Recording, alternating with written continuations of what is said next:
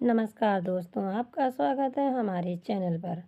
आज की हमारी कहानी अमित अपनी भाभी अंकिता और उनकी सहेली निशा की सारी दलीलों को नज़रअंदाज करते हुए शादी न करने की जिद पर कायम रहा। मानवी से जुड़ी यादों के कारण अब किसी लड़की की तरफ देखने का मेरा मन नहीं करता। शादी न करने का मुख्य कारण दोहराते हुए अमित का मन भर आया था, पर मानवी अब जिंदा नहीं है। निशा ने उत्तेजित लहजे में उसे याद दिलाया, जिंदगी में हुए किसी एक हादसे के कारण इंसान को अपनी जीवनधारा को रोक नहीं देना चाहिए। मैं मानवी की यादों के सहारे सारा जीवन गुजारने का फैसला कर चुका हूँ निशा भाभी। अंकिता ने एकाएक नियंत्रण खो दिया और गुस्से से भरी आवाज़ में अपनी सहेली से कहा, निशा, इन जनाब के साथ मगज मारने से कोई फायदा नहीं। अच्छा ही है कि ये शादी करने से इनकार कर रहे हैं। इन जैसे जिद्दी और नासमझ इंसान के साथ शादी करके कोई लड़की खुश रह भी नहीं सकती। अब तक खामोश बैठी निशा की छोटी बहन नीरजा एकाएक भावुक लहजे में बोल पड़ी, ऐसा मत कहो अंकिता दीदी। इन जैसे संवेदनशील इंसान की जीवन संगिनी बनकर कोई भी लड़की खुद पर गर्व महसूस करेगी। निशा और अंकिता को उसका शर्माते लजाते अंदाज में अपनी बात कहने का यह ढंग हैरान कर गया। अमित भी उसके चेहरे को उलझन भरे अंदाज में पढ़ने की कोशिश कर रहा था। नीरजा, तुम तो मानवी से जुड़ी सारी कहानी अच्छी तरह जानती हो। अगर तुम्हारे लिए इसका रिश्ता आए तो क्या तुम हाँ कर दोगी? कुछ देर की खामोशी के बाद अंकिता ने मजाकिया लहजे में नीरजा से यह सवाल पूछ ही लिया। मैं तो फौरन हाँ कह दूंगी। नीरजा ने भावुक लहजे में ऐसा जवाब दिया तो तीनों को यह बात एकदम समझ आ गई कि वह अमित को मन ही मन प्यार करने लगी है। अंकिता ने इस बार संजीदा होकर अगला सवाल पूछा, या तो बता, तू ने ऐसा क्या खास गुण देख लिया अमित में जो इसे अपना दिल दे बैठी? नीरजा भावुक लहजे में बोली, कुछ दिन पहले जब दीदी के बेटे सोनू की तबीयत खराब हुई तो इनसे उसकी पीड़ा देखी नहीं गई थी। सबके रोकने के बावजूद ही उसे फौरन अस्पताल ले गए थे। भाभी, आप या दीदी वक्त बेवक्त इन्हें कुछ भी काम बताए उसे करने में बिल्कुल भी नानुकार नहीं किए हैं। गुस्सा तो जैसे इनके स्वभाव में है ही नहीं। सबसे हंसकर मिलते हैं। मैंने इन्हें गरीब लोगों से भी हमेशा प्यार और इज्जत के साथ पेश आते देखा है। इनकी तो जितनी तारीफ की जाए कम है। अमित ने अपने दिमाग पर जोर डालते हुए कहा, ऐसी बातें सोचने का कोई फायदा नहीं, क्योंकि मुझे तो कभी शादी ही नहीं करनी है। इन मामलों में मेरा अपने दिल पर कोई नियंत्रण नहीं रहा है। नीरजा ने शर्माते हुए जवाब दिया, तुम पागल हो क्या? क्यों इन सब की हंसी का पात्र ही क्यों न रही हो? आप जैसा संवेदनशील और नेक दिल जीवन साथी मुझे ढूंढने पर नहीं मिलेगा। वह अपनी धुन में बोली, मानो उसने अमित की बात सुनी ही ना हो। अमित को बिल्कुल नहीं सूझा कि वह नीरजा से आगे क्या कहे। उसे यूं बेबस देख निशा और अंकिता खुलकर मुस्कुराए जा रही थी। निशा, मुझे तो तेरी छोटी बहन को अपनी देवरानी बनाने में कोई ऐतराज़ नहीं है।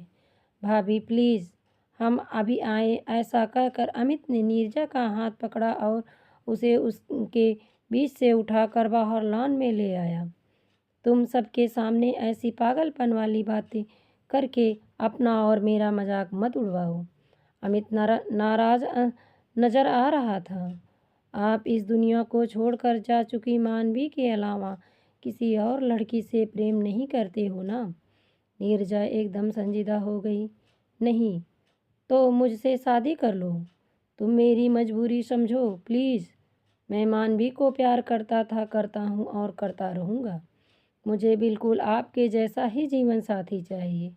अपनी मृत प्रेमिका के प्रति आप अगर इतने वफादार हो तो यकीनन मेरे प्यार के प्रति भी पूरी तरह से ईमानदार और वफादार रहोगे। मैं मानवी से कभी बेवफाई नहीं करूँगा।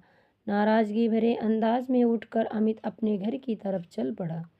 और मेरा दिल कह रहा है कि हमारी शादी ज़रूर हो कर रहेगी।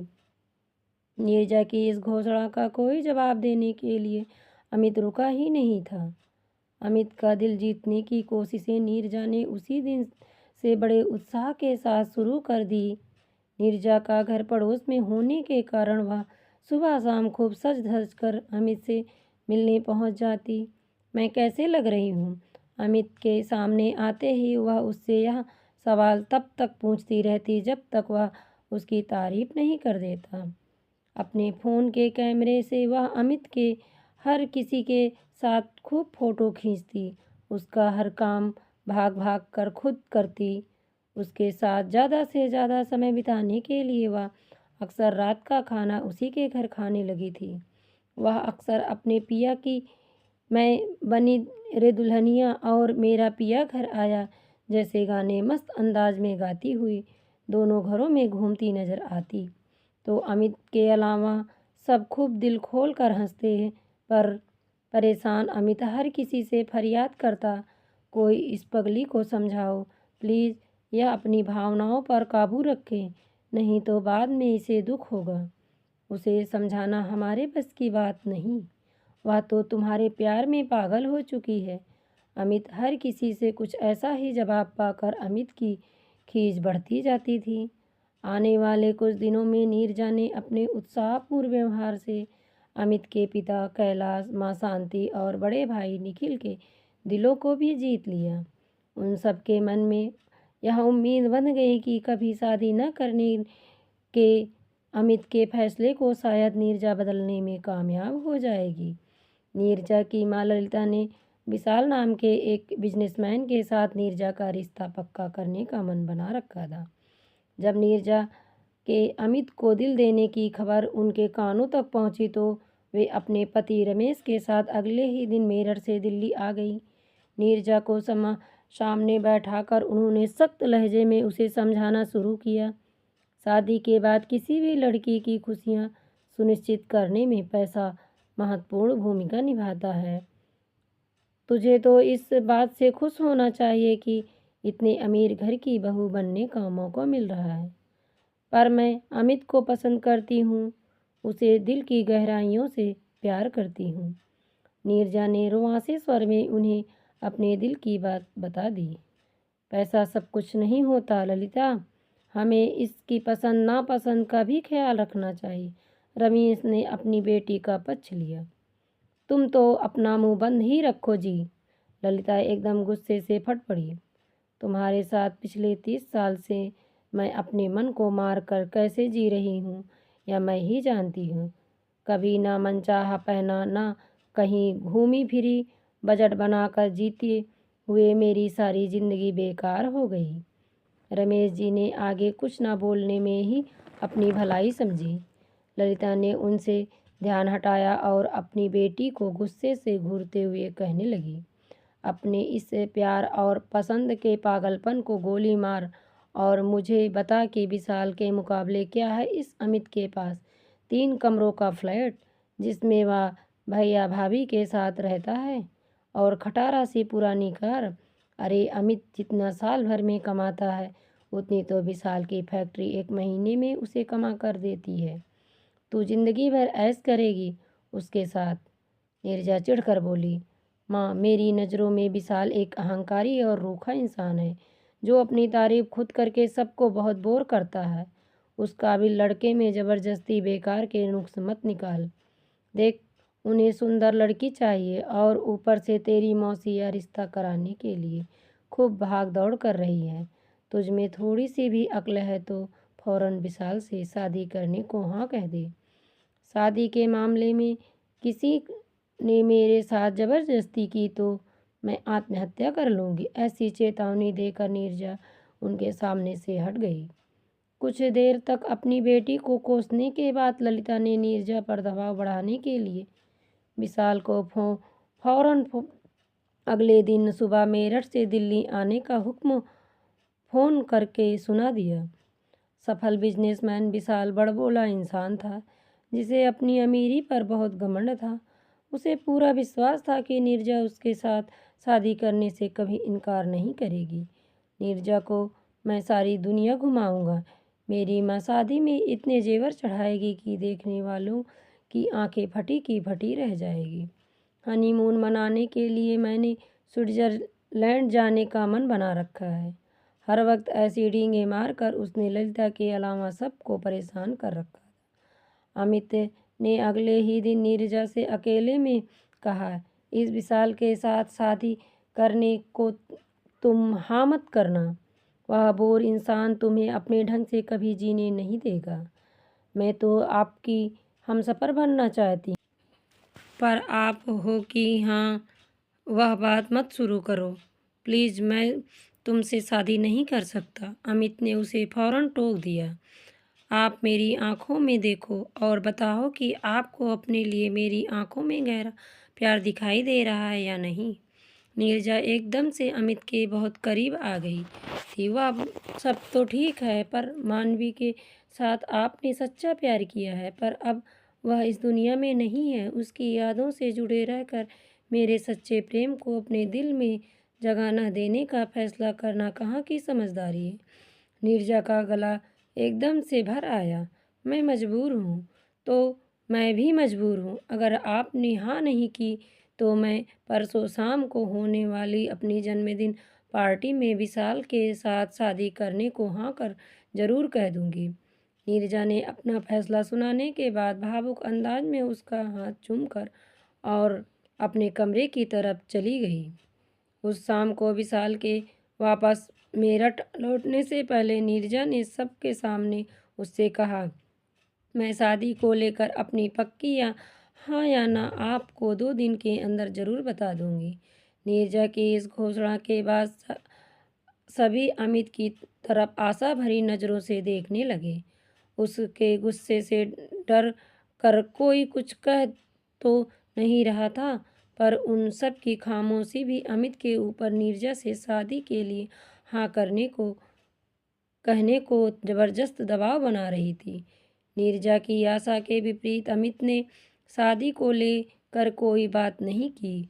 वह तो अपने घर से सुबह से देर रात के तक के लिए 2 दिन ऐसा गायब रहा कि उन दोनों की अगली मुलाकात उसकी जन्मदिन पार्टी में ही हुई। पार्टी में शामिल होने के लिए जैसे ही अमित ने ड्राइंग रूम में कदम रखा तो उससे बेहद खफा नजर आ रही नीरजा ने ऊंची आवाज़ में सबको संबोधित किया, अपने माता पिता की खुशी की खातिर मैंने विशाल से शादी करने का फैसला। बिल्कुल फिल्मी अंदाज में बोलने वाली होती है कि अमित ने ऊंची आवाज़ में टोक कर उसे अपना वाक्य पूरा नहीं करने दिया। नीरजा, तुम उस घमंडी इंसान के साथ कभी खुश नहीं रह सकोगी, तो आप क्यों परेशान हो रहे हैं। गुस्सा करना भूल कर नीरजा एकदम से रोमांसी हो गई उठी। अंकिता ने भी चुभते लहजे में अपने देवर को डांटा, यह बिल्कुल ठीक कह रही है। तुम्हारे प्रेम में पागल इस प्यारी सी, इस भोली सी, इस सुंदर सी लड़की के सुख दुख की तुम्हें कोई चिंता करने की ज़रूरत नहीं है। तुम तो जिंदगी भर अपनी मृत महबूबा को नाराज न करने की फिक्र में ही करते रहना। अब बस भी करो भाभी। आप सब लोग के ताने सुन सुनकर मैं इतना तंग आ गया हूँ कि मुझे नीरजा से शादी करना मंजूर है। अमित की इस घोषणा को सुनकर नीरजा के अलावा वहाँ उपस्थित हर इंसान तालियां बजाने लगे। सबकी नज़रों का केंद्र बन गई। नीरजा ने उदास लहजे में अपने मन की बात कही, शादी के मामले में मुझे इनकी दया या एहसान नहीं चाहिए। ऐसी शादी करने का क्या फ़ायदा कि इनके सामने मैं रहूं पर ये मानवी के विचारों में खोए रहें। पहले तुम ही शादी करने को मेरे पीछे हाथ धोकर पड़ी थी, तो अब क्यों इनकार कर रही हो। अमित ने उसके पास आकर मुस्कुराते हुए पूछा, मुझे लगता है कि मेरे साथ शादी करने का फैसला आपने खुश होकर नहीं किया है। मेरे मन में क्या है अब यह तुम बताओगी। मुझे ही क्या, यह तो सबको पता है कि आपके दिलो दिमाग पर मानवी का कब्जा है। तो तुम्हारे साथ साथ और सब भी कान खोल कर सुन लो कि मानवी ने ही मुझे तुमसे शादी करने की इजाज़त दी है। अमित ने अपना पर्स खोल कर सबको दिखाया। पर्स में अब तक मानवी का फोटो सभी ने लगा देखा था। पर इस वक्त वहाँ नीरजा की तस्वीर लगी नजर आई। एकाएक बेहद भावुक होकर अमित नीरजा से बोला, मानवी ने ही कल रात मुझे देर तक समझाया कि अब से तुम मेरे सब सुख दुख का ख्याल रखोगी। कल रात के बाद मैं आंखें बंद करता हूँ तो उसकी जगह अब मुझे तुम नजर आती हो। मुझसे शादी न करके क्या तुम मानवी को कष्ट पहुंचाना चाहोगी? मैं भला ऐसा गलत काम क्यों करूंगी? हमारी शादी जरूर होगी।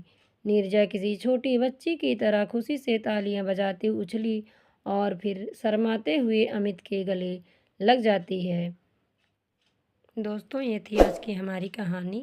आपको कैसी लगी कृपया कमेंट में बताएं और वीडियो को लाइक शेयर और सब्सक्राइब करें। धन्यवाद।